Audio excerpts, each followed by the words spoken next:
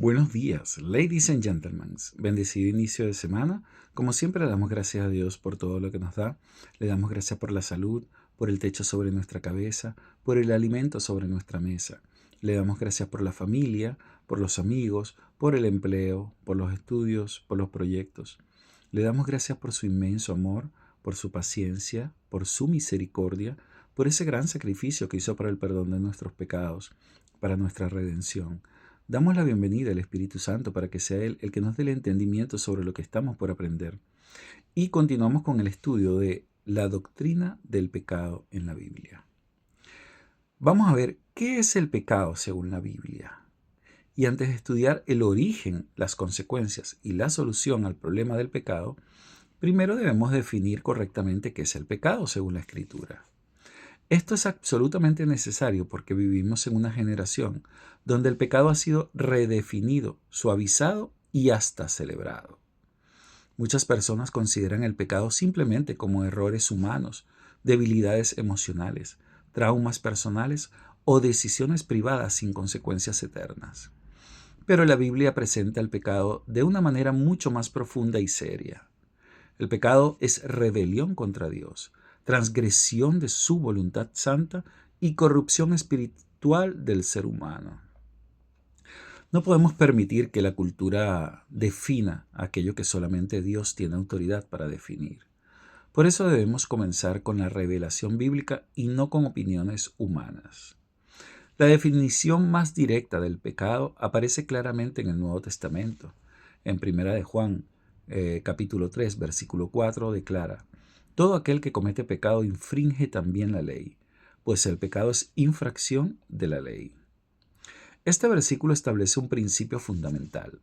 El pecado existe porque Dios ha establecido un estándar santo, justo y perfecto. El pecado no depende de emociones humanas, tendencias culturales ni decisiones sociales. Lo que determina qué es pecado no es la sociedad, es Dios mismo. Para tener un mejor entendimiento del mensaje que Dios tiene para nosotros hoy, primero debemos analizar la palabra que se usa aquí, pecado.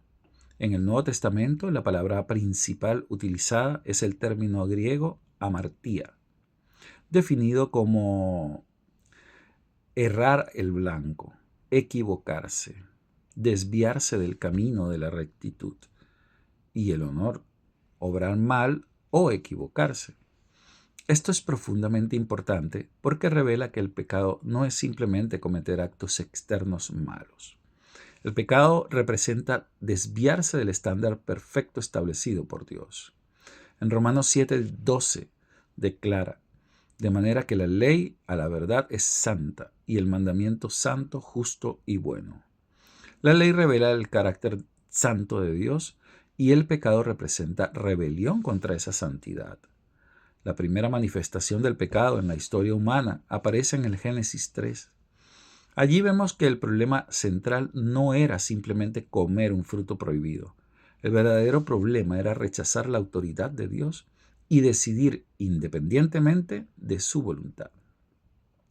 Génesis 3, versículos 1 al 5 declara: pero la serpiente era astuta, más que todos los animales del campo que Jehová Dios había hecho, la cual dijo a la mujer: ¿con qué Dios os ha dicho, no comáis de todo árbol del huerto?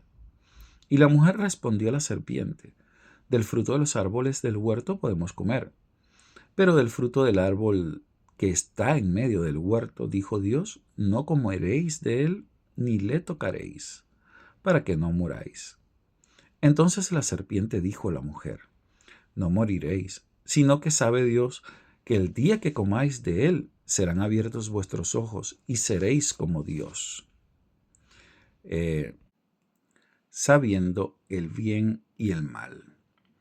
Aquí vemos cómo el pecado comienza cuestionando la palabra de Dios y exaltando la autonomía humana. Todo pecado es, en esencia, representando el rechazo de la autoridad divina y exaltación a la voluntad humana por encima de la voluntad de Dios. En Isaías 53:6 declara: todos nosotros nos descarriamos como ovejas, cada cual se apartó por su camino, mas Jehová cargó en él el pecado de todos nosotros. El pecado implica apartarse del camino establecido por Dios para seguir el propio camino del hombre. La Escritura enseña que el pecado no afecta solamente ciertas conductas externas. El pecado ha corrompido profundamente la naturaleza humana. Jeremías 17:9 declara: engañoso es el corazón más que todas las cosas y perverso. ¿Quién lo conocerá? Aquí vemos que el problema del hombre no es superficial. El pecado afecta pensamientos, deseos, emociones, motivaciones y decisiones internas. En Romanos 3, versículos 10 al 18 declara: como está escrito, no hay justo ni aun uno, no hay quien entienda, no hay quien busque a Dios. Todos se desviaron, a una se hicieron inútiles. No hay quien haga lo bueno, no hay ni siquiera uno. Sepulcro abierto es su garganta. Con su lengua engañan, veneno de áspides hay debajo de sus labios. Su boca está llena de maldición y de amargura. Sus pies se apresuran para derramar sangre. Quebranto y desventura hay en sus caminos, y no conocieron camino de paz. No hay temor de Dios delante de sus ojos. Este pasaje describe la condición universal de la humanidad caída delante de Dios. El pecado afecta la totalidad del hombre y revela que la humanidad no puede producir justicia perfecta por sí mismo. Por eso, el problema humano no puede resolverse solamente mediante educación, filosofía, moralismo o religión externa. Pero por honor al tiempo dejamos esta enseñanza hasta acá. Mañana veremos. El pecado produce separación espiritual y muerte. Mil bendiciones.